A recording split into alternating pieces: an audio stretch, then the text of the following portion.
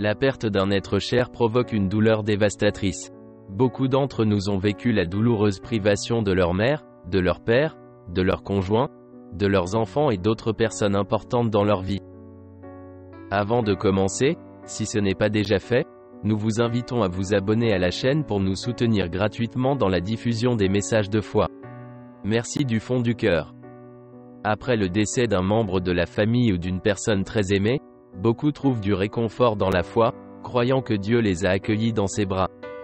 D'autres, cependant, perdent la foi en raison de l'énorme fracture et de la blessure insurmontable dans leur cœur. Ce n'est qu'au fil du temps que nous gagnons en clarté et comprenons que nos proches décédés ne sont pas vraiment morts. Même s'ils sont physiquement absents, ils restent proches par leur esprit. Ils continueront à nous aimer et à communiquer avec nous, comme le disait saint Augustin. Combien de fois avez-vous pensé à être protégé par un ange gardien? Nos défunts, en effet, quittent la vie terrestre avec le corps, mais avec l'âme. Ils sont toujours à nos côtés. Certains pensent que l'ange gardien est une entité spirituelle, tandis que d'autres pensent qu'il s'agit d'un proche décédé qui est encore présent pour prendre soin de nous. Selon d'anciennes croyances, nos proches décédés restent dans la maison où ils sont décédés et nous aident dans la vie quotidienne. Il est important d'apprendre à reconnaître leurs signes, tout comme nous le faisons avec les anges envoyés par Dieu. Nous devons nous concentrer et croire sincèrement, car même les rêves peuvent être un moyen de communication avec nos proches décédés. La Bible regorge d'épisodes dans lesquels Dieu lui-même se révèle à travers les rêves, ainsi que les anges et les défunts, pour manifester sa volonté. S'il y a la vie éternelle, il y a aussi l'amour de nos proches, qui ne cesse d'exister. Il existe des signes qui indiquent la présence du défunt à nos côtés. Par exemple, nous pourrions sentir son parfum. L'odorat est le sens le plus puissant parmi les 5 sens.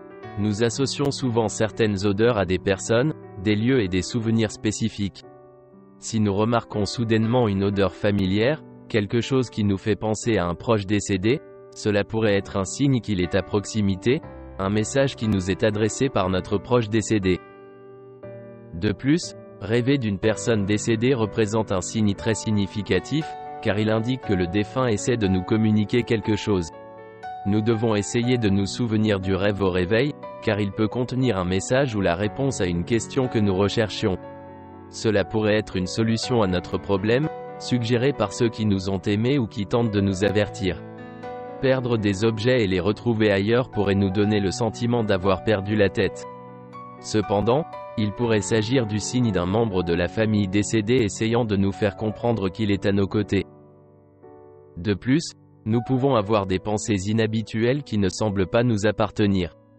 Cela pourrait être le signe que notre proche décédé veut nous dire quelque chose auquel nous ne prêtons pas suffisamment attention. Nous devons être très attentifs lorsque cela se produit, car ils peuvent essayer de nous protéger de quelque chose ou de nous faire changer une mauvaise pensée. Selon d'anciennes croyances transmises par nos grands-parents, les personnes décédées assisteraient à leurs propres funérailles. Ils se promènent dans la pièce en essayant de réconforter leurs proches et en leur envoyant des signaux indiquant que tout ira bien. Cependant, ces signes restent souvent invisibles en raison de la douleur intense ressentie à ce moment-là. Rencontrer un papillon peut être une expérience significative. Combien de fois nous sommes-nous arrêtés pour admirer la beauté majestueuse d'un papillon? Lorsqu'un papillon se pose sur ou près de nous sans voler, il se peut que l'âme de notre proche décédé veuille nous faire savoir qu'il est proche et qu'il nous protège. Si nous nous trouvons dans une situation difficile, la présence d'un papillon blanc peut être le signe que les anges nous guideront à travers les difficultés.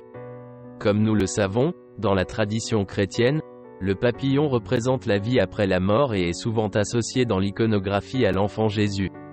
Ressentir un contact peut être surprenant, mais la sensation d'être touché alors que l'on est censé être seul est un signe important qu'un proche décédé peut être à proximité. Bienheureux les croyants, la vue des papillons, les parfums, la sensation d'une caresse et les rêves impliquant des proches décédés sont des signes de sa présence. Ces signes nous apportent réconfort, tranquillité, soulagent la douleur des personnes ayant subi une perte et font partie des souhaits de nos défunts car ils veulent que nous ne souffrions pas.